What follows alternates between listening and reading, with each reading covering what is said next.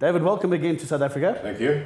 Not only a Bloodstock agent, you're actually almost minister with many portfolio, but let's talk about the Bloodstock agency role. And in terms of South Africa, it's not a massive role. There aren't that many Bloodstock agents. So how would you see that you fit in here in the South African role of a Bloodstock agent? Well, it's a big question because there is not really a role for Bloodstock agents, with a few notable exceptions, in the way that it's normally regarded. In my case, I do a lot of other things, as you know. We have our own breeding operation and manage stallions and do things which are not conventional Bloodstock agent activity. And I don't try too hard to tap people on the shoulder and say, hey, can I buy you a horse? I think the best way to describe the differences is in the yearling sales that have just gone on in the UK and Ireland. 3,500 yearlings sold in the space of less than 4 weeks. And there are other sales before and after. About 6% of those will have been signed for by trainers. All the others are signed for by Bloodstock agents, consultants, whichever you prefer. Consultant is the term used more often now, purely because agents got a connotation, especially here. And racing managers who are doing an enormous amount of the legwork and the research that is necessary into a catalogue before it all starts.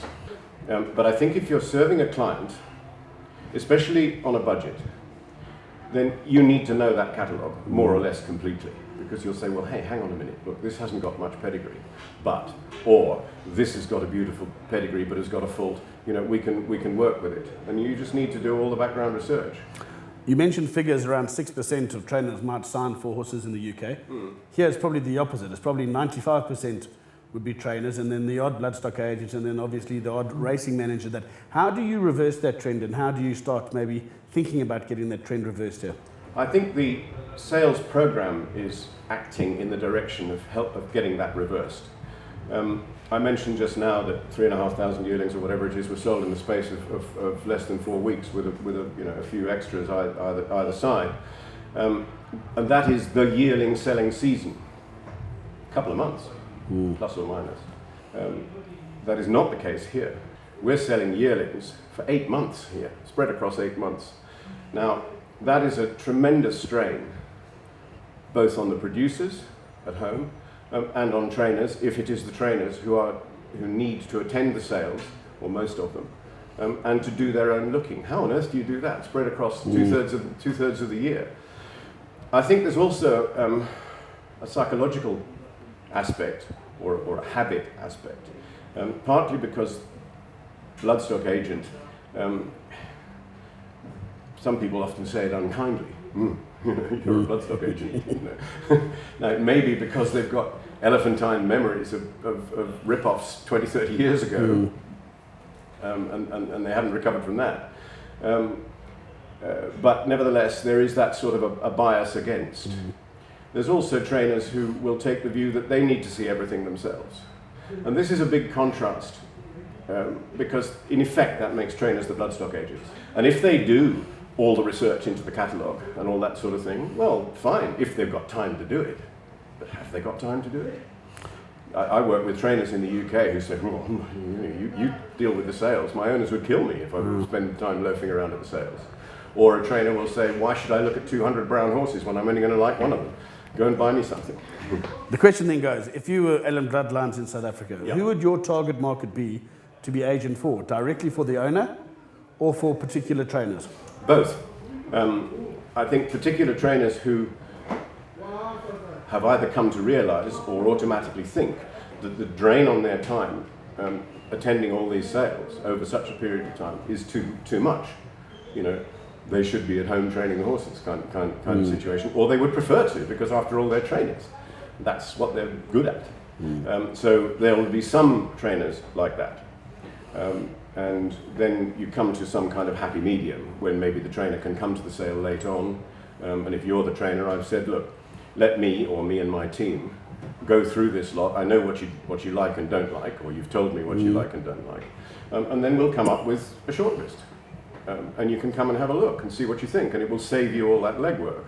Or, as happens overseas, a Newmarket trainer says to me every year, I'm not going over to that sale in Ireland, you love it, go and do it. Just send me 2 horses, please. Not by that, and that, otherwise I don't want to know. I'll see them when they come off the truck. But as to the owners thing, being an agent for owners, that's a huge subject here, because we have to look at expanding the ownership base somehow. And that becomes a marketing exercise.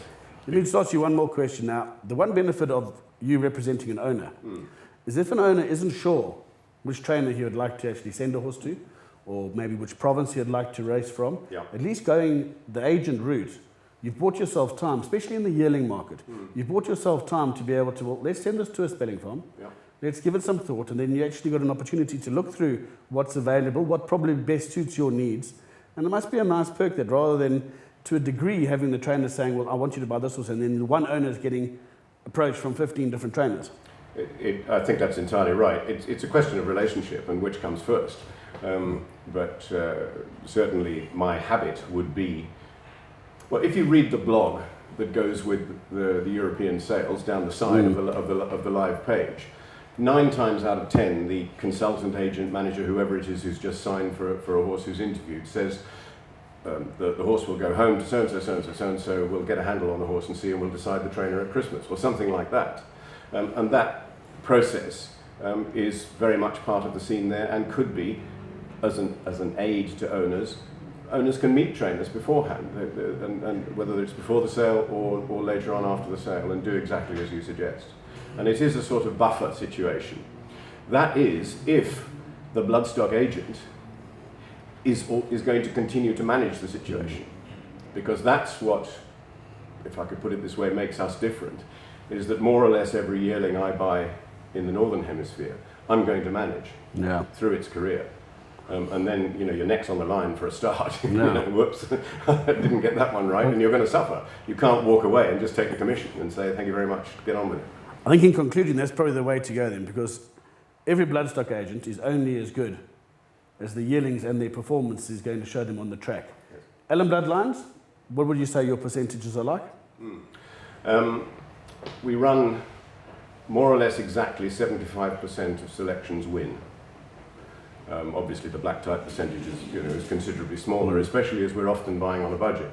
And if we have a speciality, it's in buying, most of the time, sound horses that can become multiple winners, which I think also suits the South African scene very much, because here in South Africa we appreciate multiple winners in a catalogue much more than happens in the north. One win's enough kind of thing.